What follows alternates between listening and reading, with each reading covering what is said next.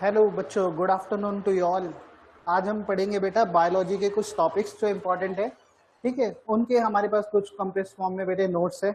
उन नोट्स को हम देखेंगे बेटा, रिवीजन करेंगे। ठीक है, ये आपने अपनी 11th और 12th स्टैंडर्ड के अंदर बायोलॉजी पढ़ी होगी बेटा। आपकी जो 11th और 12th की बेटे बायोलॉजी है, जो सीबीएसई से जो एनसीईआरटी के अंदर आपने पढ़ी है, वही बेटे आपके क्वेश्चंस आने वाले हैं बेटे आपके नर्सिंग एंट्रेंस एग्जामिनेशन के अंदर। ठीक है, कौन कौन से टॉपिक से क्वेश्चंस आने वाले हैं बेटा, उन टॉपिक्स को एक बार हम थोड़ा देखेंगे। ठीक है, और उस टॉपिक्स को हम एक बार रिवाइज करेंगे जल्दी से जल्दी। ठीक है, आज के जैसे हमारे टॉपिक के अंदर हम पढ़ेंगे पहले सेल थ्योरी के बारे में कि सब इसके अंदर हम पढ़ेंगे बेटा सेल की डिस्कवरी किसने की, डेड सेल की किसने की, लाइव सेल की किसने की, सेल थ्योरी कब आई, ठीक है, किसने प्रपोज की सेल थ्योरी, ये सारी चीजें हम इसके अंदर देखने वाले हैं। ठीक है, सबसे पहले बेटा टॉपिक है हमारा बेटे बायोलॉजी में सबसे फर्स्ट टॉपिक है सेल थ्योरी। ठीक है, सेल थ्योरी जो है बेटा, सेल थ्योरी एक फाउंडेशन है प्रिंसिपल ऑफ मॉडर्न बायोलॉजी का। ठीक है, मॉडर्न बायोलॉजी का ना फाउंडेशन प्रिंसिपल है। ठीक है, फाउंडेशनल प्रिंसिपल क्यों? देखो, अगर आपको बायोलॉजी पढ़नी है, जैसे फॉर एग्जांपल मैं चलो आगे जाकर के मान के चलो आप नर्सिंग में जाओगे, नर्सिंग के अंदर एक सब्जेक्ट आता है बेटा anatomy and physiology. Anatomy and physiology का मतलब क्या होता है बेटा? एनाटॉमी का मतलब होता है study of structures of body और फिजियोलॉजी का मतलब होता है study of functions of body. जब आप इन स्ट्रक्चर्स को और फंक्शन को स्टडी करते हो बेटा, ठीक है, तब आपको आपकी जो फाउंडेशन जो नॉलेज क्रिएट की थी वो किसने क्रिएट की थी? जो आपकी फाउंडेशनल नॉलेज थी वो किसने क्रिएट की थी बेटे? वो क्रिएट की थी बायोलॉजी ने। ठीक है, अब बायोलॉजी ने वो फाउंडेशनल नॉलेज किस तरीके से क्रिएट की थी? आपने 11th-12th में जो बायोलॉजी पढ़ी इसके अंदर आपने पढ़ा होगा व्हाट आर सेल्स, कितने टाइप के होते हैं सेल्स, क्या काम करते हैं, एनर्जी कैसे प्रोड्यूस करते हैं, सेल के क्या कंपोनेंट्स होते हैं। जब आप एनाटॉमी और फिजियोलॉजी पढ़ोगे तब आपको ये वहां काम आएगी। और एनाटॉमी और फिजियोलॉजी पढ़ने के बाद आगे जा करके बेटे आप एमएसएन यानी मेडिकल सर्जिकल नर्सिंग जैसे बेटे आप सब्जेक्ट पढ़ोगे, जिनके अंदर क्या पढ़ा जाता है बेटे? अलग अलग सिस्टम के डिसऑर्डर। जैसे फॉर एग्जांपल कार्डियोवैस्कुलर सिस्टम है, कार्डियोवैस्कुलर सिस्टम यानी हार्ट और ब्लड वेसल से रिलेटेड सिस्टम है हमारा, उसके अंदर आप हार्ट से रिलेटेड और ब्लड वेसल से रिलेटेड डिसीजेस पढ़ोगे। ऐसे ही हमारा सिस्टम है एक बेटे, वो सिस्टम कौन सा होता है? वो सिस्टम होता है बेटा डाइजेस्टिव सिस्टम। आपने अगर एनाटॉमी और फिजियोलॉजी मतलब आपको पता है डाइजेस्टिव सिस्टम के अंदर कौन से ऑर्गन्स है, कैसे फंक्शन करते हैं, तो आप उनकी डिसीजेस जब ही पढ़ पाओगे। ठीक है, और डिसीज पढ़ोगे तभी आप जान पाओगे कि उनके लिए कैसे केयर करा जाता है, उनको ठीक कैसे किया जाता है। तो इसीलिए हमें बेटे फाउंडेशनल नॉलेज होना जरूरी है। तो सबसे पहले सेल थ्योरी। सेल थ्योरी क्या है बेटे? फाउंडेशनल प्रिंसिपल है मॉडर्न बायोलॉजी का। ठीक है,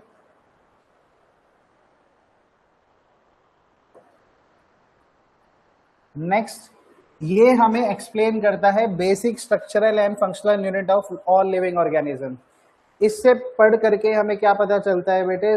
पूरी बॉडी में जितने भी जितने भी लिविंग ऑर्गेनिज्म है, ये हमें उनके बेसिक स्ट्रक्चरल और फंक्शनल यूनिट को बताता है। चलो मैं सिंपल सा क्वेश्चन है, एक क्वेश्चन है बेटा, बॉडी का, हमारी बॉडी का सबसे smallest structural and functional unit क्या है? वो है सेल। हमारी बॉडी किससे मिलके बनी है बेटे? सेल से। सेल से मिलके क्या बनते हैं? टिश्यू। टिश्यू से मिलके बनते हैं ऑर्गन। ऑर्गन से मिलके क्या बनते हैं? सिस्टम्स। और कई सारे सिस्टम्स जब मिल करके काम करते हैं तो क्या बनती है बेटा? बॉडी बनती है। क्या बनती है बेटा? बॉडी बनती है। तो सबसे पहले अब कुछ हिस्टोरिकल बैकग्राउंड हम देखेंगे। सबसे पहला ईयर 1665 में साइंटिस्ट थे रॉबर्ट हुक। इन्होंने क्या कंट्रीब्यूशन दिया था बेटे? सेल। ठीक है, सेल्स के अंदर इन्होंने ऑब्जर्व किया था एक डेड सेल्स को। किसके अंदर ऑब्जर्व किया था बेटा? एक वुडन कॉर्क के अंदर। एक वुडन कॉर्क के अंदर डेड सेल्स को क्या करा था बेटे? ऑब्जर्व करा था कि ये जो सेल्स है, इन्होंने देखा था कि ना वुड कॉर्क के अंदर जो छोटे छोटे कंपोनेंट्स है वो एक, उनको इन्होंने नेम दिया, कॉइन दिया, वर्ड को कॉइन किया, उस वर्ड को क्या कहा गया? सेल कहा गया। और इन्होंने क्या कहा कि बेटे ये जो सेल है ये डेड सेल्स है। क्या है? ये डेड सेल है। तो आपको क्या याद रखना है बेटा? रॉबर्ट हुक साइंटिस्ट इन 1665, ठीक है, ऑब्जर्वर डेड कॉर्क सेल, यानी इन्होंने वुडन कॉर्क होता है जो बेटा, उसके अंदर एक डेड सेल्स को देखा और इन्होंने फिर एक टर्म को कॉइन किया, जिस टर्म को हमने क्या बोला आगे जाकर? सेल। नेक्स्ट इनके बाद 1674 के अंदर बेटा एक और साइंटिस्ट थे जिनका नाम था एंटनी वॉन लुइनहॉक। एंटनी वॉन लीeuwenhoek ने क्या देखा था बेटा, एंटनी वॉन लीeuwenhoek ने लिविंग सेल को ऑब्जर्व किया था। कौन से सेल को ऑब्जर्व किया था, लिविंग सेल्स को। रॉबर्ट हुक ने देखो कौन सा सेल्स देखा था बेटे, डेड सेल्स। कहाँ पे देखा था, वुडकॉक के अंदर। लेकिन जो एंटनी वॉन लीeuwenhoek थे, इन्होंने कैसा सेल्स देखा था, इन्होंने देखा था बेटा लिविंग सेल्स। और एंटनी वॉन लीeuwenhoek ने ये जो बेटे लिविंग सेल्स थे, ये कहाँ पे ऑब्जर्व करे थे, ये लिविंग सेल्स ऑब्जर्व करे थे बेटा इन्होंने पॉन्ड के किनारे, ठीक है, एक नदी के किनारे, पॉन्ड के किनारे ऑब्जर्व करे थे। इन्होंने आगे जाके किसको आइडेंटिफाई किया बेटे, आरबीसीज, बैक्टीरिया और प्रोटोजोआ को क्लासिफाई कर। नेक्स्ट है बेटे 1838 के अंदर मैथियस लाइडन, ठीक है। इन्होंने क्या कंट्रीब्यूशन किया था बेटा, इन्होंने कहा था कि all plants are made up of cells, ठीक है। इन्होंने प्रपोज ये किया था बेटा कि जितने भी प्लांट्स हैं, ह्यूमंस है, एनिमल्स है, वो तो चलो किससे बने हैं, वो किससे बने हैं बेटे, सेल से। लेकिन इन्होंने आके ये प्रपोज किया था कि ह्यूमंस के साथ साथ, एनिमल्स के साथ साथ जो प्लांट्स है वो भी किससे बने हुए बेटा, सेल से बने हुए। किससे बने हुए, सेल से। नेक्स्ट 1839 की बात करें तो 1839 में आए थे थियोडोर स्वान। थियोडोर स्वान ने क्या कहा था बेटा, also all animals are made up of cell, ठीक है। इन्होंने ये प्रपोज किया था कि सारे एनिमल्स है वो भी किससे बने हुए बेटा, सेल से, ठीक है। दोबारा से देखो, सबसे स्टार्टिंग में रॉबर्ट हुक। रॉबर्ट हुक ने क्या कंट्रीब्यूशन दिया बेटा, वुड कॉर्क में डेड सेल्स को आइडेंटिफाई किया, ठीक है। दूसरा उन्होंने कॉइन किया था ये टर्म बेटा, सेल टर्म को। नेक्स्ट 1674 के अंदर एंटनी वॉन लीeuwenhoek थे, इन्होंने ऑब्जर्व किया था लिविंग सेल्स को, जैसे आरबीसी, बैक्टीरिया और प्रोटोजोआ। फिर थे 1838 के अंदर बेटे मैथियस लाइडन। मैथियस लाइडन ने क्या कहा था, all plants are made up of cells, इन्होंने ये प्रपोज की थी थ्योरी। नेक्स्ट 1839 में थियोडोर स्वान। थियोडोर स्वान ने क्या थ्योरी प्रपोज की थी, all animals are made up of cells, ये इन्होंने प्रपोज किया था। लास्ट बेटे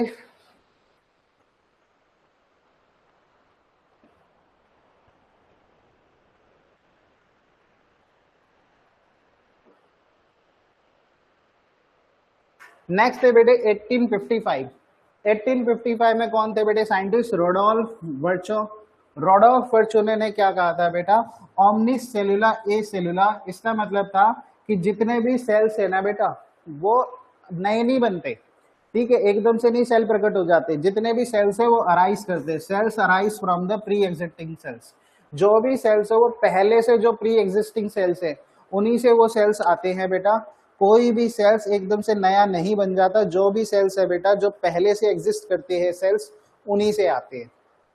ये किन्होंने प्रपोज किया था बेटा, ये प्रपोज किया था रोडोल्फ वर्चो ने, ठीक है। एक बार बेटा इसे देख लो, ये लिख लेना अच्छे से, ईयर, साइंटिस्ट के नेम और व्हाट आर देयर कॉन्ट्रीब्यूशंस, ठीक है। चलो एक बार ये रीड करो बेटे, फिर आगे हम स्टार्ट करते हैं। चलो बेटा रीड करो फटाफट सब लोग।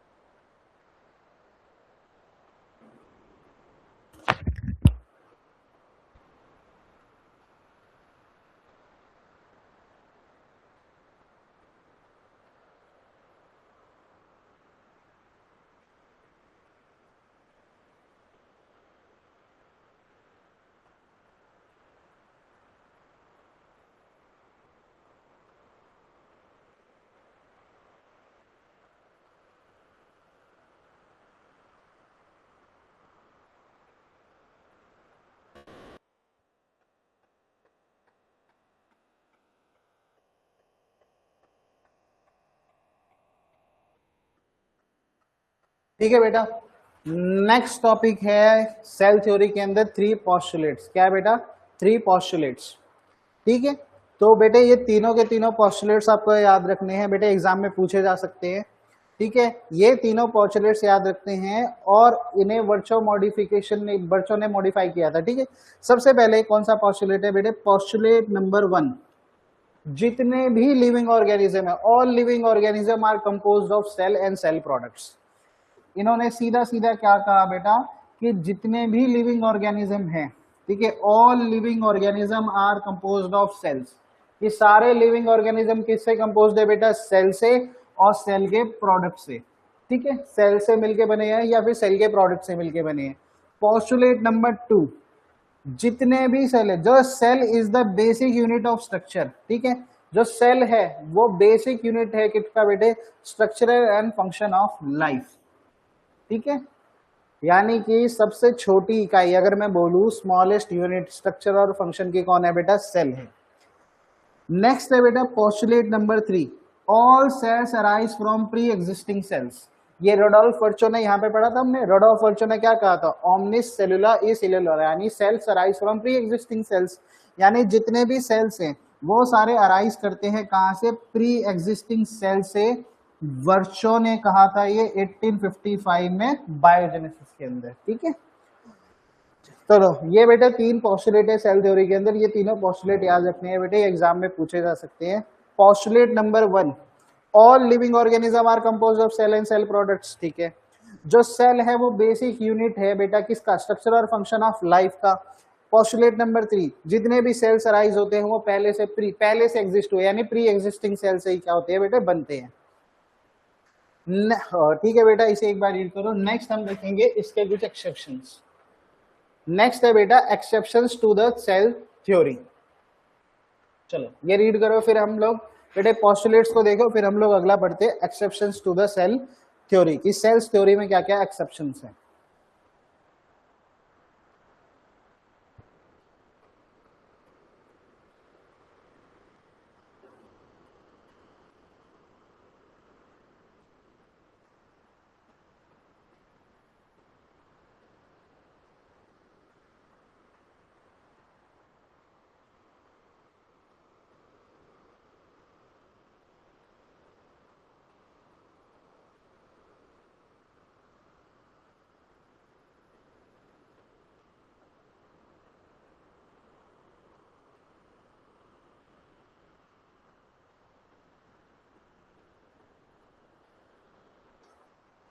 चलो बेटा ये पढ़ लिया, नेक्स्ट देखते हैं बेटा।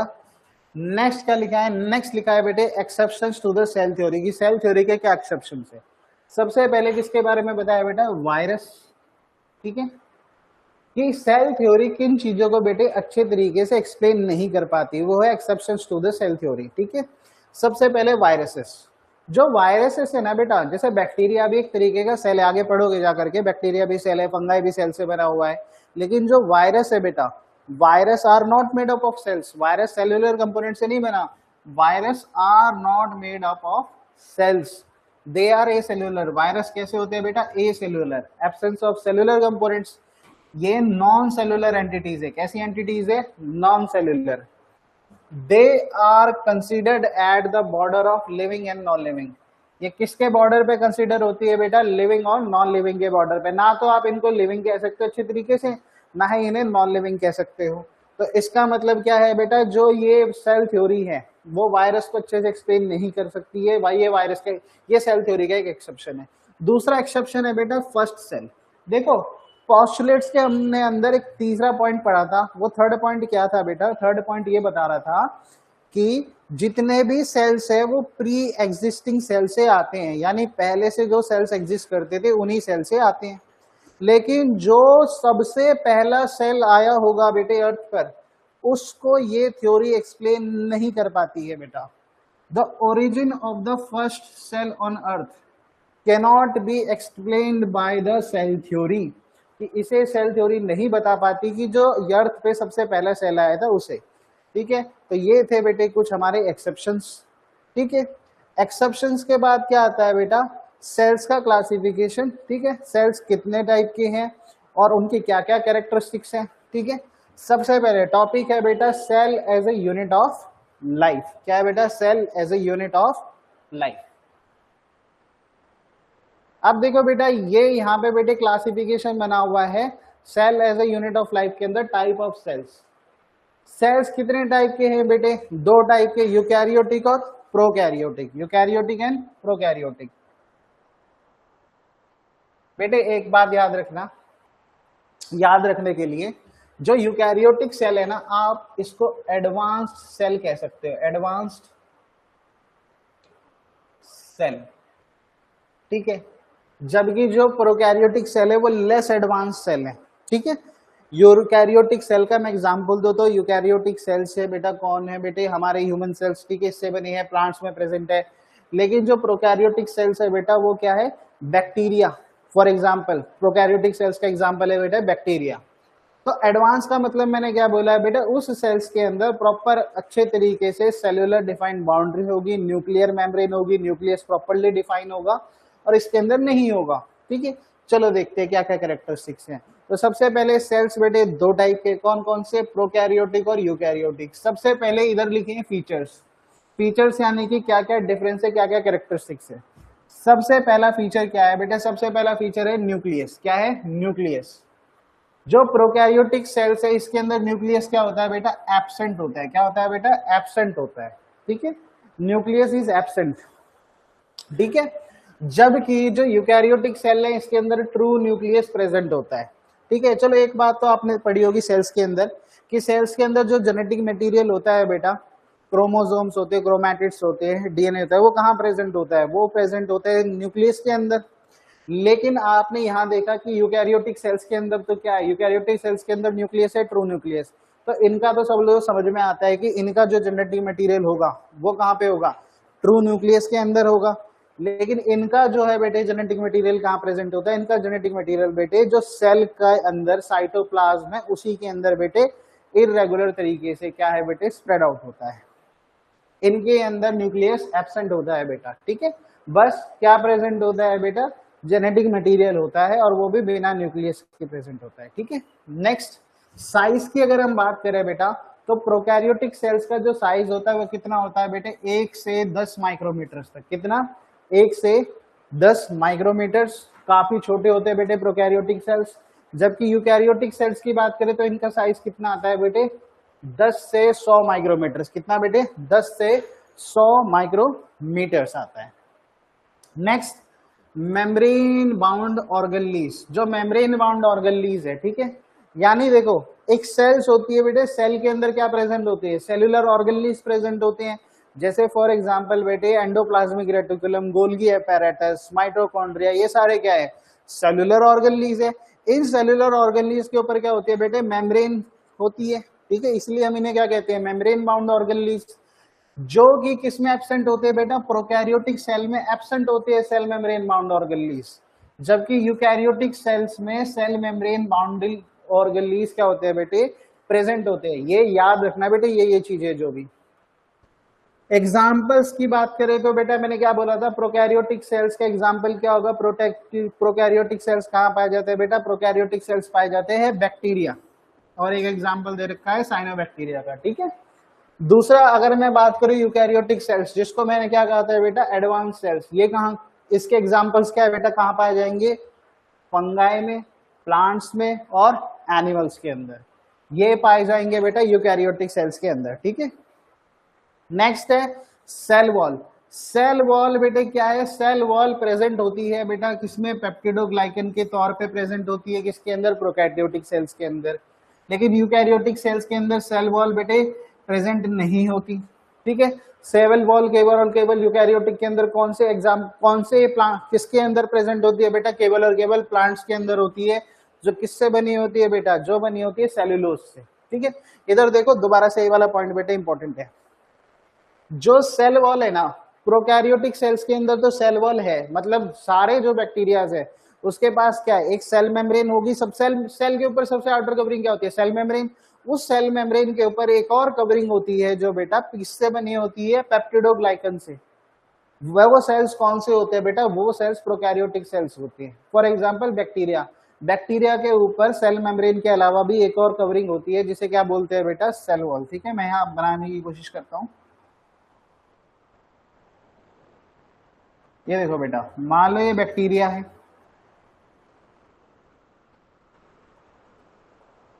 ये क्या है बेटा, इसकी सेल मेम्ब्रेन।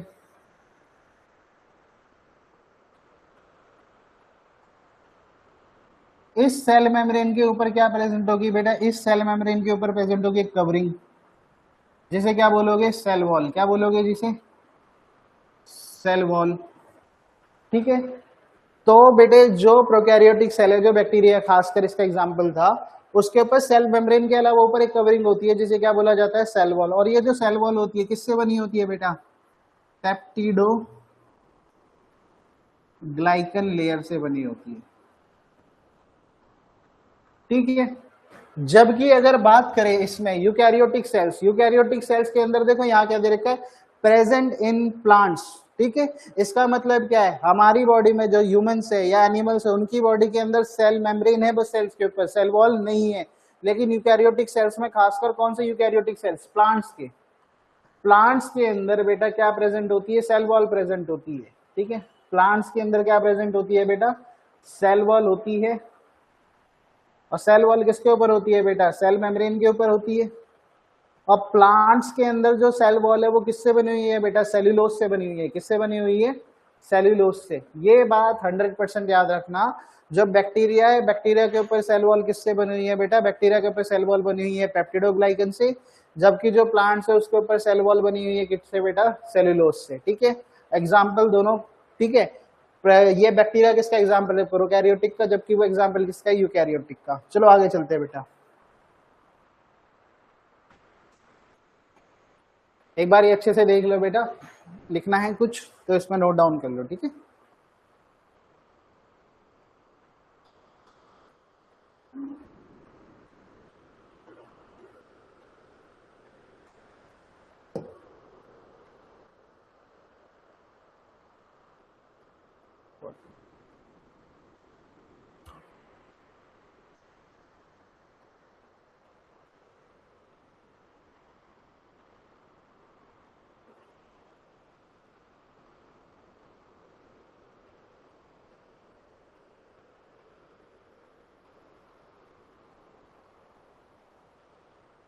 हो गया बेटा, चलो नेक्स्ट क्या